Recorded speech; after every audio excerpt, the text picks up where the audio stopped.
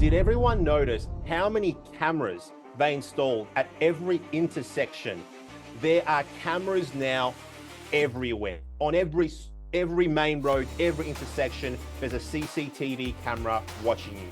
Now that I've said that, the next time you go for a drive, when you stop at the light, look up and think about this conversation. But the digital ID, by itself, it's bad enough. By itself. But think of this, right? Just bear with me for 1 second. You centralize all the information in one spot. Everything that makes you you is in one central database, so to speak. These things come in a package.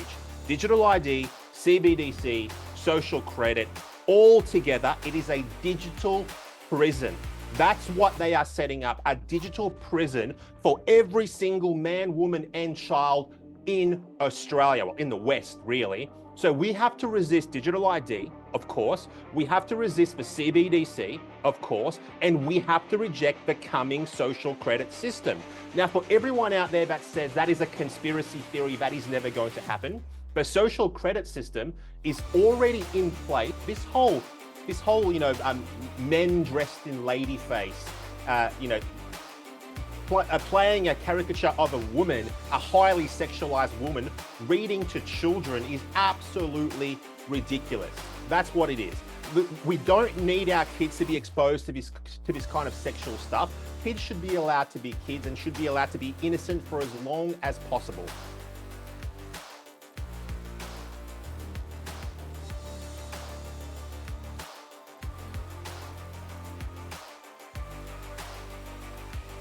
Good evening, everyone, and welcome. Tonight's guest is Australia's best-known Conservative politician. He's one of the biggest advocates for family values, children's rights, and Australian patriotism in our parliament today. He also happens to be an accomplished entrepreneur and businessman, which makes him unique from other politicians and so-called leaders in our country who are mostly career politicians with no real-world experience outside of their echo chamber in parliament. Ralph Babet, Senator Ralph Babet, welcome to our show. Leon, thank you for having me on your show, mate. First time that I've been on your show, and hopefully I'll get to do it a lot more in the future. I'm excited. Let's have a chat. There's actually not long to go until we've got to go back to Canberra, so I'm kind of dreading that, but maybe we can have a chat about that as the show progresses. But, thank you so much for having me on. Absolutely. It's such an honor. Now, Ralph, one of the first things that I noticed in the background there is a display of Australian flags. I love that display. It's not just one flag. You've got 4 flags. I just want to ask you, these days, politicians, whether they're at the council level, whether they're at the state level or the federal level, you'll never see an Aussie flag in their office or in their background. Why is that? Well, before I answer that question, I will tell you one thing. I'm not sure if any of your viewers might remember this, but Mr. Adam Bandt, the leader of the Greens, had a press conference a number of, possibly more than a year ago. I'm not sure exactly when, I can't remember, but he actually removed the Aussie flag from behind him before he did his press conference. So I'm not sure if anyone recalls that. Maybe someone can fact check me, put the link down in the comments, but I thought that was pretty atrocious what he did there. Anyway, the reason I have 4 Aussie flags is because I love Australia. I love Australia, and I don't have any other flag, obviously, but our official Australian flag. Why? Because I don't believe in division. Because at the end of the day, what are we? We're one country. We're one people. We're not separate groups of people. We're one people. So we only have one flag, and I will only ever stand in front of one flag if I have anything to say about it anyway. And I think that more politicians need to show more patriotism, because half of these jackasses that I unfortunately have the displeasure, the ultimate displeasure of having to be around every time I'm in Canberra, from what I can tell, in my personal opinion, they don't seem to love Australia. Not nearly as much as they bloody well should, if they're going to stand there in our nation's capital and, have a seat in either our Senate or in our House of Reps. So you know what? I'm putting all of you other politicians on notice right now. Show some gosh darn patriotism. Love your country. Stand up for our values. Come on, guys and girls. Come on. Why do you think that is? I mean, it's meant to be a given. When you elect a politician, when they come into parliament, they represent the Australian people. They get paid by the Australian people to get elected by the Australian people. I mean, their patriotism and love for Australia is meant to be a given. Why do you think there is this attitude, this mindset, this anti-Australian mindset in parliament today, which wasn't a fixture when we were both growing up, Ralph?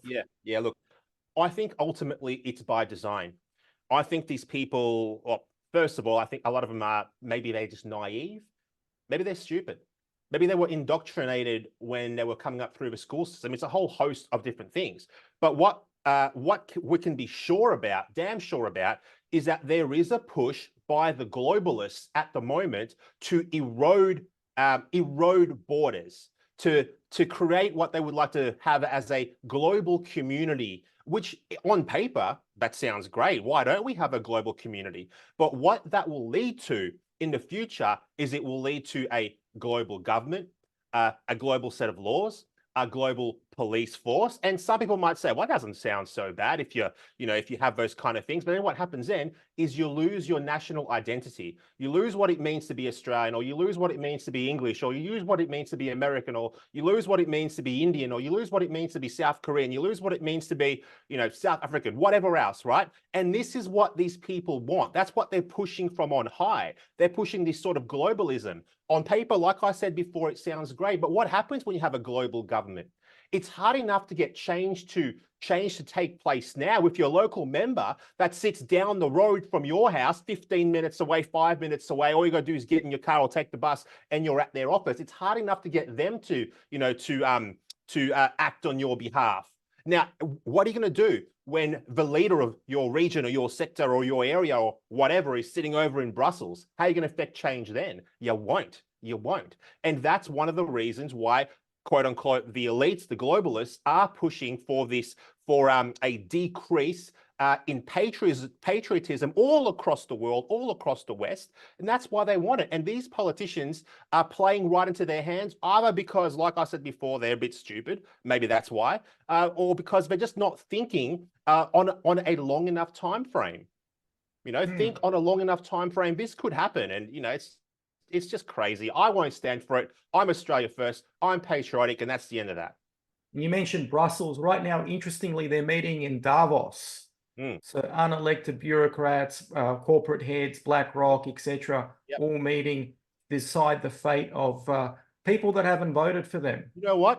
Good point. You've got all these elites, all these globalists, right, sitting down over at the World Economic Forum right now in Davos, like you mentioned, literally deciding the fate of all of us plebs, deciding our fate. Who bloody well gave them the right to decide what happens next? I didn't vote for these people. Did you vote for these people? Of course you didn't. Did you at home vote for these people? Of course you didn't. These unelected elites are now sitting down to dictate the direction of our nation. Now, I was watching the stream yesterday, and in the stream, when I was watching it, a big feature so far that they've been talking about as their plan for the world in 2024 is they want to go after mis or disinformation. Now, we've already experienced that play out here in Australia because the Labor Party is pushing the mis-disinfo bill, where they're going to say they're going to target mis and disinformation online. Sounds great on paper. Okay, who wants there to be mis or disinformation?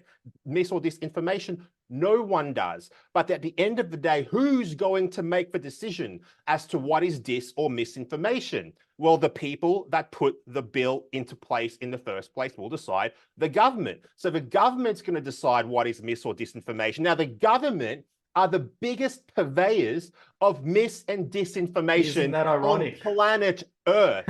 Look what we just went through under COVID-19. They were wrong about bloody well everything. Everything. They were wrong about where it came from. They were wrong about how dangerous it was. They were wrong about the safety and efficacy of that thing that they made everyone take. Obviously, I won't say the thing because I don't want you to have your channel banned off whatever platform this goes on. But it just goes to show that you cannot trust the government. And this is what they're going to do. They're going to have mis and disinformation laws all across the world. This is not just an Australian problem. It's happening at the WF. They're going to have their agents, which is what they are. They're agents in the governments across the world implement this. Now, I'm going to keep talking about this because it's very, very important. Now, people will say out there, oh, no, Labor's going to bring in the Miss-Dis bill. Oh, no, what are we going to do? Let's vote for the Liberal Party. Mate, guess what? The idea for the Miss-Dis bill is not a Labor Party idea. This bill comes from the Liberal Party. So a former communications minister, Paul Fletcher, came up with, well, he didn't come up with it, but the bureaucrats, the deep state, they came up with it. They handed it to him, and he ran out of time because the Liberal Party, as we all know, lost the election. And now the Labor Party has picked up the bill, and now it looks like they're going to ram it through. And now the Liberal Party has come out, and at least they're talking about opposing it, but it was their idea. This is just an example of how the two-party system works. These guys are almost exactly the same on issues of real importance and real significance. We have in this country the illusion of choice. And all other Western countries are the same. There's a major party on the left, there's a major party on the right. They pretend to fight it out, and maybe they have some differences about, really small localized issues that don't really matter. But when it comes to the big ticket things, they march to the same tune. They do exactly what the globalists tell them to do. Now, one thing at home, ladies and gentlemen, that you got to think about, and I know I'm having a rant here, but bear with me. The floor is yours.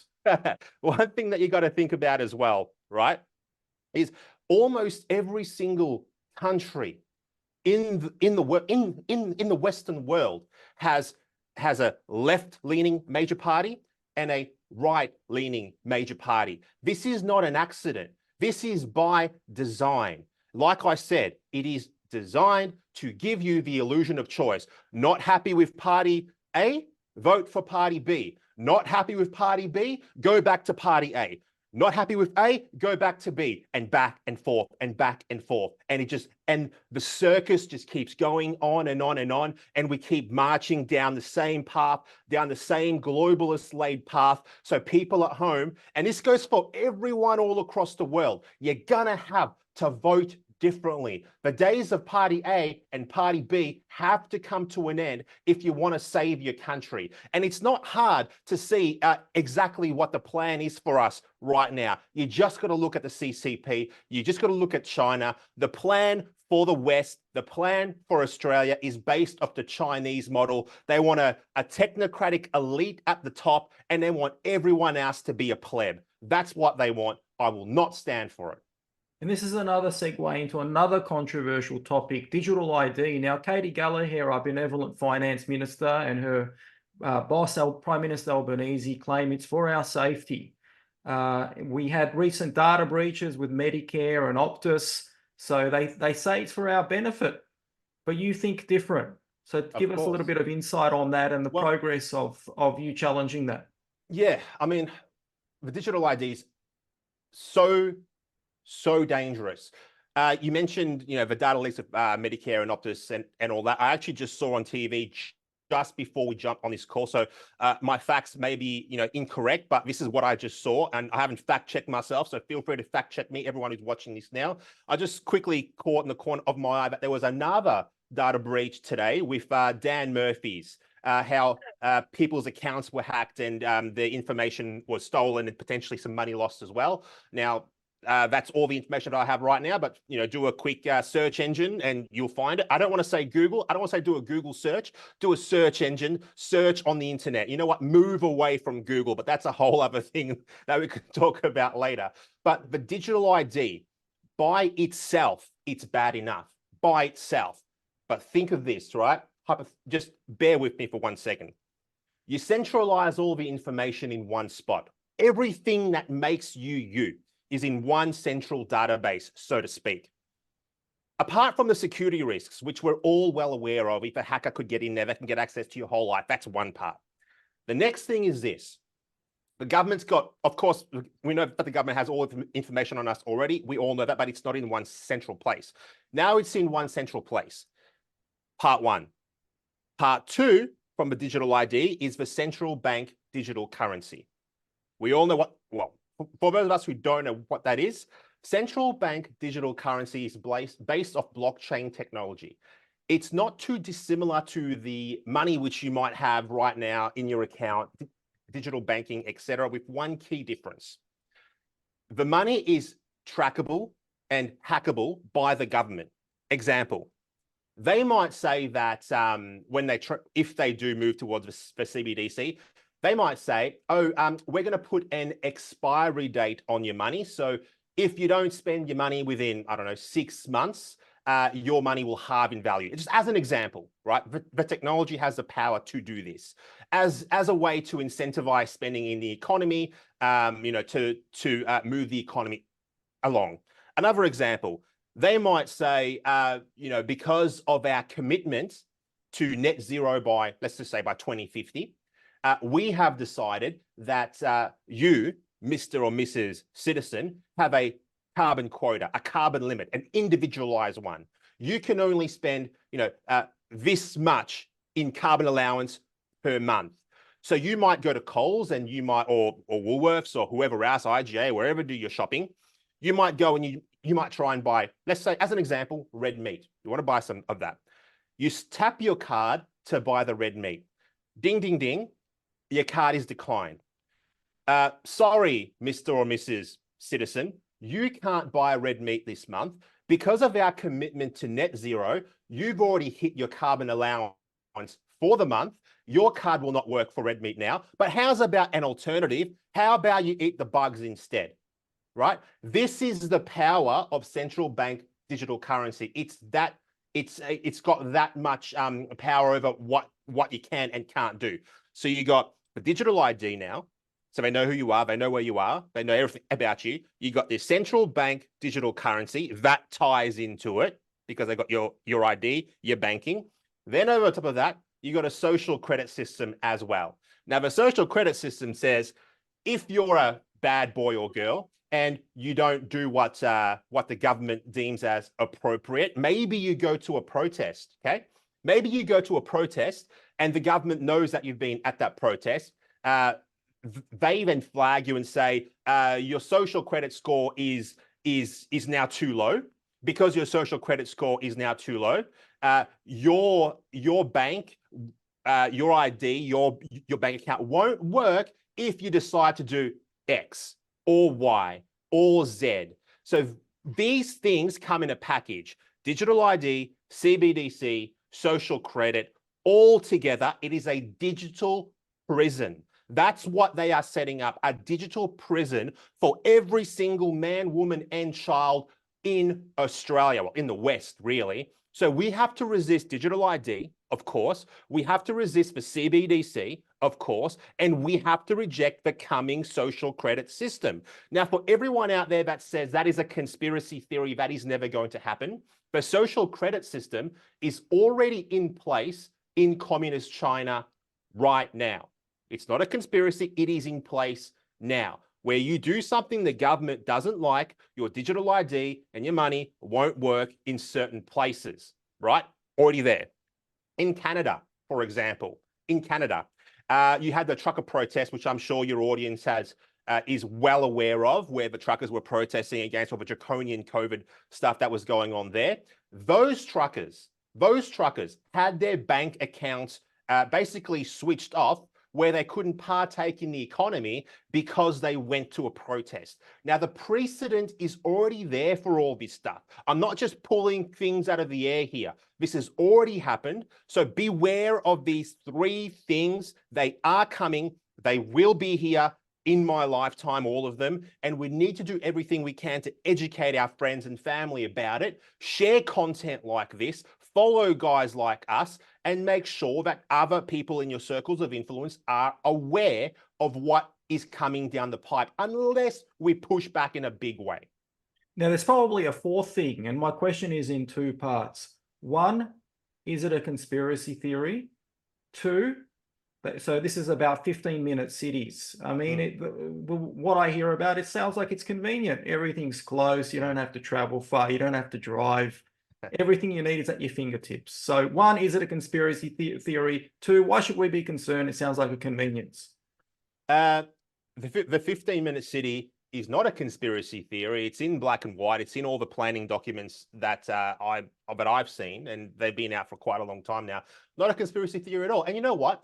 The 15-minute city might be a good idea if you had a benevolent government, a benevolent elite that wanted the best for everyone, that cared about freedom, that wanted you to be free and and achieve your hopes and dreams and goals. It would probably be a good thing, but that's not what we have. We have a government that is hell bent on authoritarianism. Now, when I say authoritarianism, I'm talking about they're laying the foundations now for what will come in the future. You can't think of what's happening today. You've got to think what happens in 10, 20, 30, 40, 50, 100 years. Where does it go to? And you have to think like that. I think like that naturally because that's just how I'm wired. But your elected parliamentarians should all be thinking like this. It's their job to lay the foundation for future generations, and they're laying pretty shoddy foundations right now. Now, imagine a world.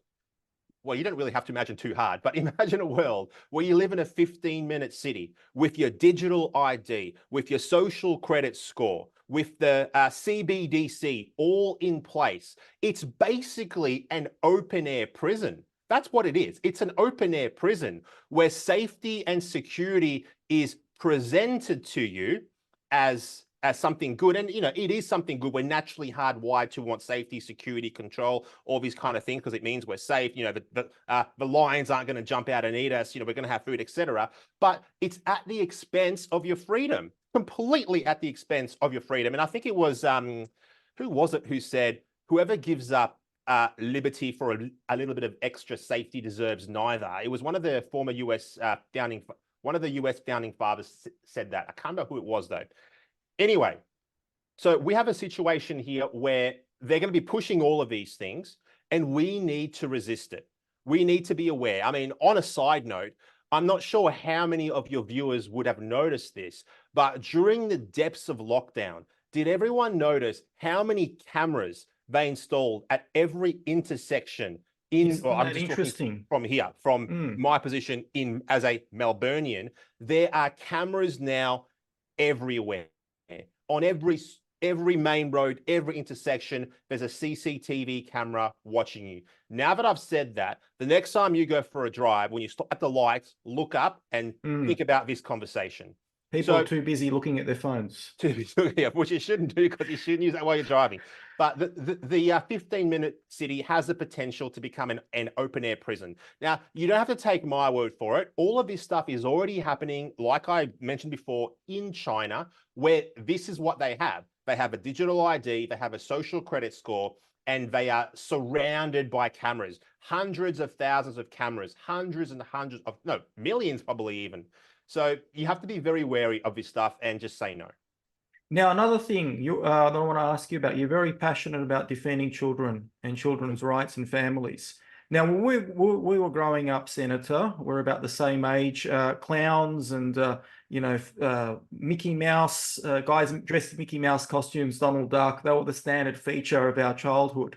Now it's, guys, gentlemen in dresses in libraries, reading stories to children. It sounds like innocent fun. And John Pizzuto, leader of the Liberal Party, says he loves everyone. And he says that it's okay. So if the Liberal Party, the state Liberal Party thinks it's okay, why shouldn't it be okay? It's not okay.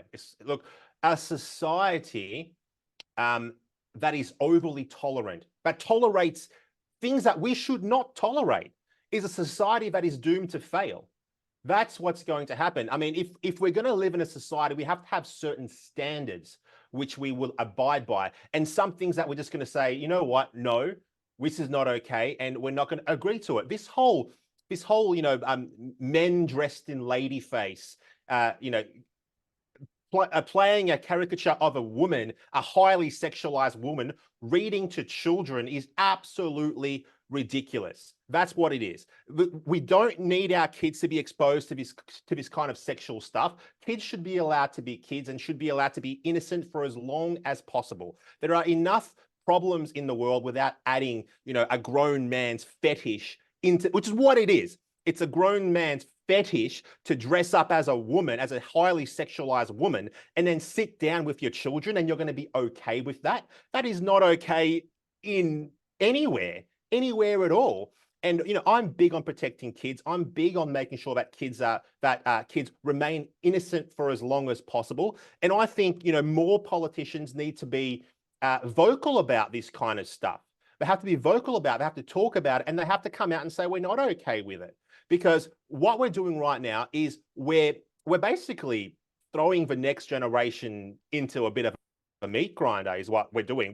We're ruining these children's futures. If you want to have a prosperous, free, wealthy society, you have to raise the next generation properly. Introducing kids to highly sexualized concepts when they're kids, that's not a good start. And you got to ask yourself, ask yourself, why would a grown man dressed as a woman fight so hard to have an audience with other people's children? Now, to me, but then again, I'm just a regular guy. To me, that's a red flag. That's a red flag. Don't ask why, of course, kids, if you put, bright colors in front of them, theatrics, they're going to be enthralled, they're going to watch, they're going to be interested, right? But why does that man even want to do that in the first place? That man, in my opinion, shouldn't be doing that. It's a little bit sick. No, it's a lot sick. It's very disturbing. We need to say no. And to these guys that are doing this, what are you doing, mate? What's wrong with you? If you want to perform for people, go and perform at the old folks' home. Go and perform at the TAB. You can perform all you want there for other adults. I couldn't give a damn what you do. But leave the kids alone, buddy.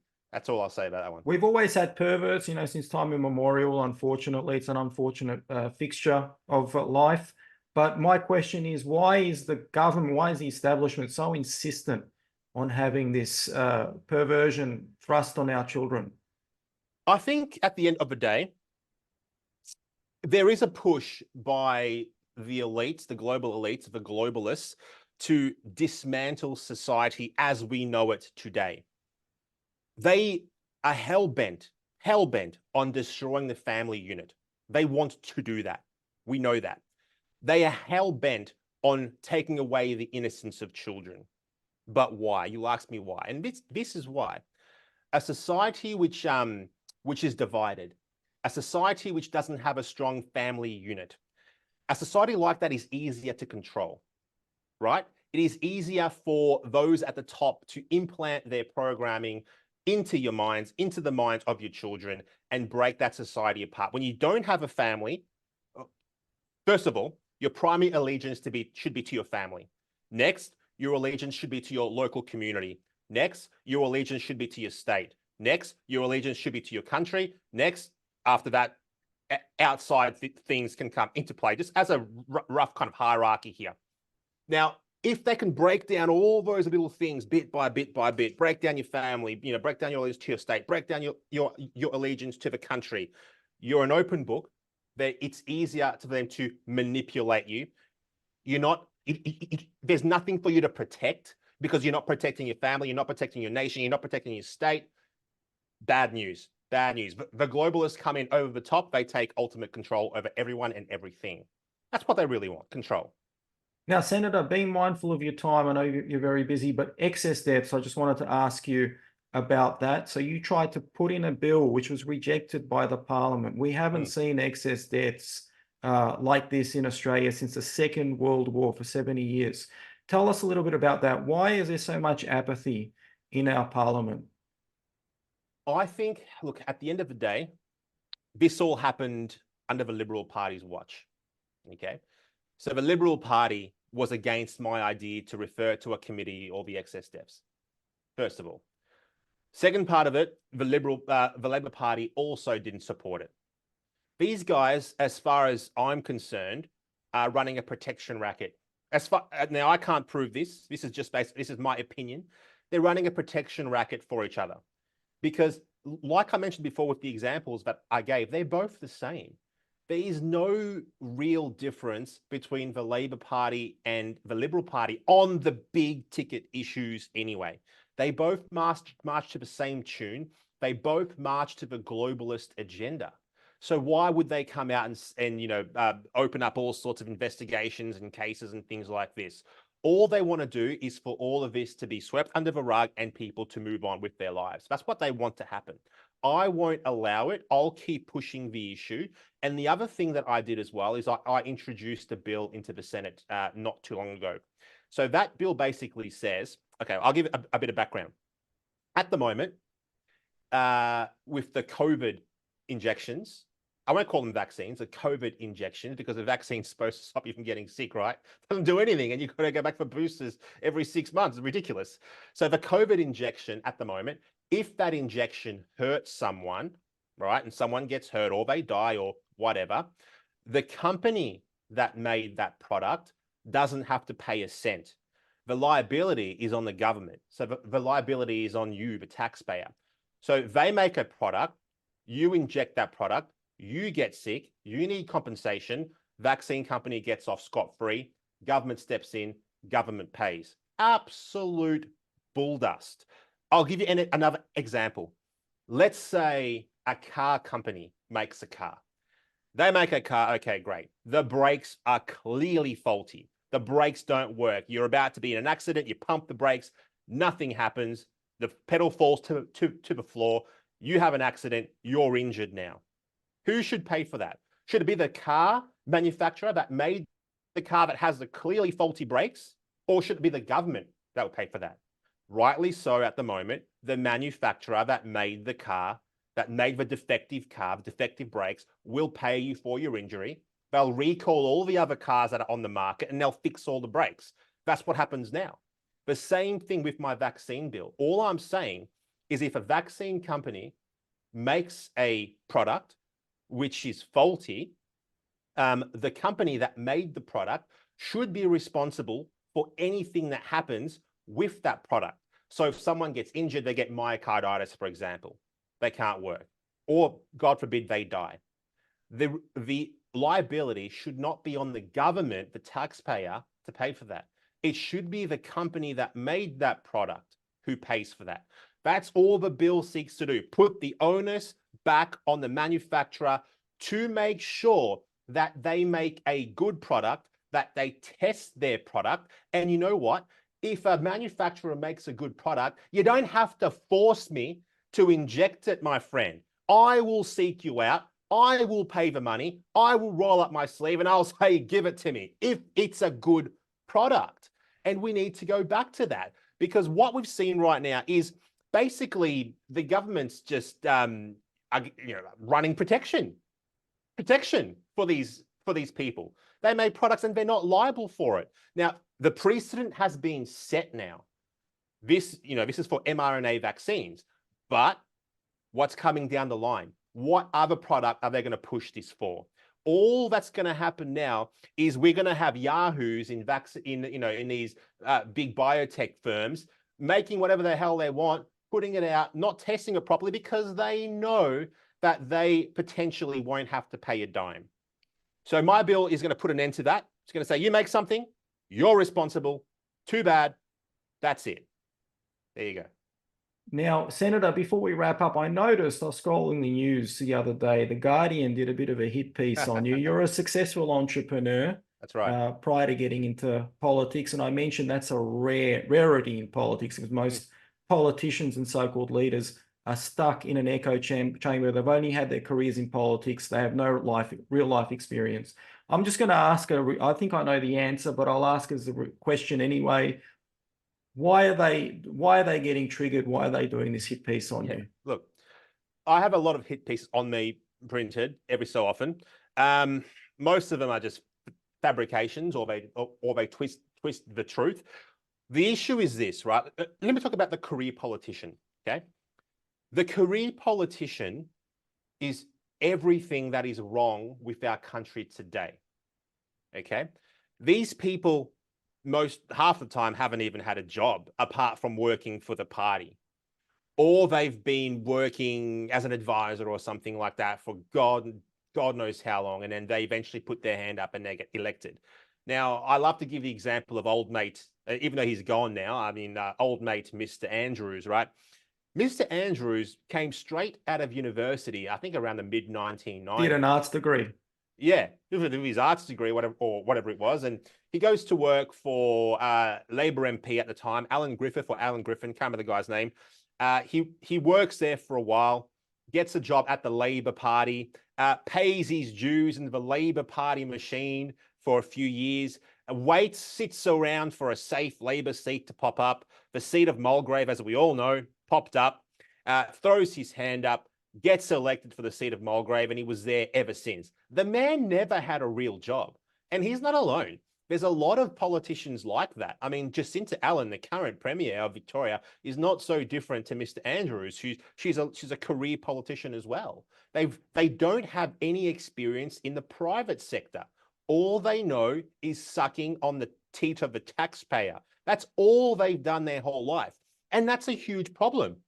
How can you expect, right, a politician like that to represent you in your suburb if they haven't lived the life that you've lived, if they haven't experienced the struggles that you've struggled, if they haven't maybe missed a bill from Telstra or something like that and had to go on a payment plan or whatever it is, if they've never had the mortgage really hanging over their heads and you not knowing if you're going to be able to pay that. I'm just giving an example, not knowing if you're able to pay that mortgage this month or if you're going to be behind, or worrying about, putting petrol in your car or something like that. They've never had those experiences. They've only been a politician earning $200, $500, whatever it is, $1,000 a year.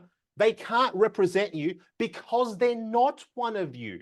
They're not one of you. So a politician should be someone who comes from your suburb, from your community, from your area, that is just like you.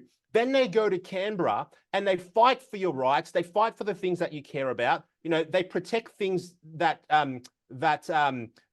you all have in common because they're you. That's what it should be, not some disconnected person that has no experience being an ordinary guy or girl. So yeah, The Guardian printed an article that said, Senator Babet still has a real estate business. Yes, I do. Do you want me to apologize for having a job before I came to Canberra? No, I won't apologize for having a job before I went to Canberra. I have a small family real estate business in Melbourne that if I'm not doing any duties, I might help out at the open for inspection, or help out the family business with doing the paperwork and things like that. And that's no different to a politician who might be a farmer, for example, and he goes back to his family farm when he's not sitting in Canberra, and he helps with the sheep or the wheat or whatever it might be. It's no different to that. So I won't apologize. I'm glad that I had a successful small business before I went to Canberra, because now I make better decisions. Because now I understand what it's like, to run a small business. I advocate for small business. I advocate for less regulations. I advocate for less taxes. I advocate for less red tape, green tape, and black tape, because I know how hard it is to run a small business in the community. And, let's say on the odd occasion where I go out for an open for inspection, right? Sometimes somebody will come and go, "Aren't you Senator Babet?" And I'm like, "Yes, I am." And I shake their hand and I spend 10 minutes talking to them, and they tell me about all the things that are on their mind. So that helps as well. It helps me to go back to Canberra, to be more focused and to do better for the people that put me in that position on those red leather seats in Canberra. Now, the other thing, I need more of you that are watching this video right now to get involved in the political process. Don't think for a darn second that the people that go to Canberra are better than you, are smarter than you, are more intelligent, etc. I'm telling you right now, they're not, but I think you probably already know that. You need to be active. You need to throw your hand up for the next election. We cannot have the career politicians running amok in our nation anymore. You have to go to Canberra. You have to represent the things that you care about. Getting on social media and complaining on X or Instagram or Facebook or writing comments on YouTube videos or whatever else you do is not enough. It's not even close to being enough. You have to be more active. If you're able to, you have to run. You have to join a party. You have to go to the meetings. Heck, even if you join the Labor Party, even if you join the Liberal Party, it doesn't matter. You got to join these parties and make a difference from within. I'd rather you join the UAP, of course, let's be honest, of course, right? But if you're going to join one of the others, join. Go to the meetings and have your voice heard. Have your voice heard. I mean, in some of these branch meetings for these major parties, you might get 12 people that show up. Right, 12 people. So 12 people are making decisions on the direction that they're, that the parliamentarian may or may not take in the community. It's crazy.